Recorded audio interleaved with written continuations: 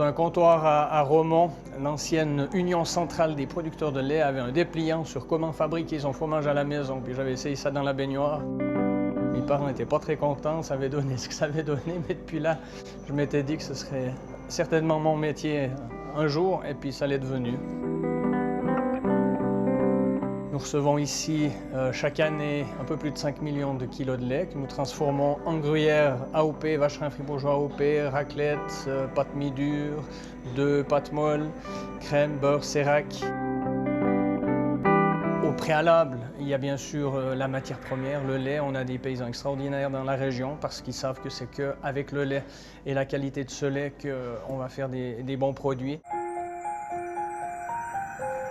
Pour nous, et pour moi, bien sûr, le goût, déjà, c'est de donner le choix au consommateur de son gruyère. Il doit s'identifier à son gruyère afin que le consommateur puisse s'identifier vraiment au gruyère qu'il aime de ce village et un peu moins de celui-ci.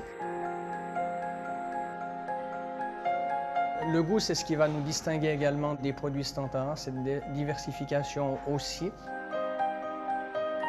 Le goût, c'est donner du plaisir au consommateur, c'est lui permettre de prendre le temps de consommer, de s'asseoir pour manger, de faire chambrer ses produits, tout comme on chambre un vin avant de le boire. Ces choses-là sont très importantes.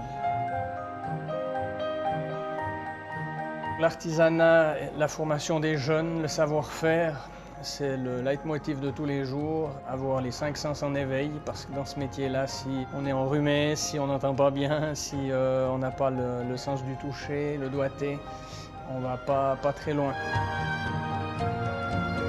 Toutes les étapes sont un peu particulières. L'étape, on va dire, la plus déterminante, c'est vraiment le moment du décaillage.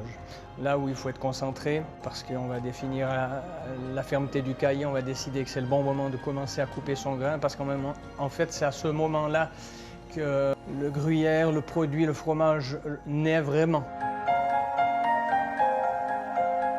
Je suis très terroir, et terroir de chez nous. J'aime bien, quand je peux partir un petit peu en vacances, voir ailleurs ce qui se passe, etc. Le but, c'est toujours de trouver les fromages du coin, les déguster.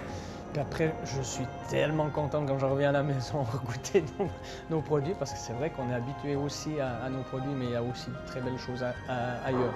Donc un monde sans fromage, pour moi, ce serait très difficile.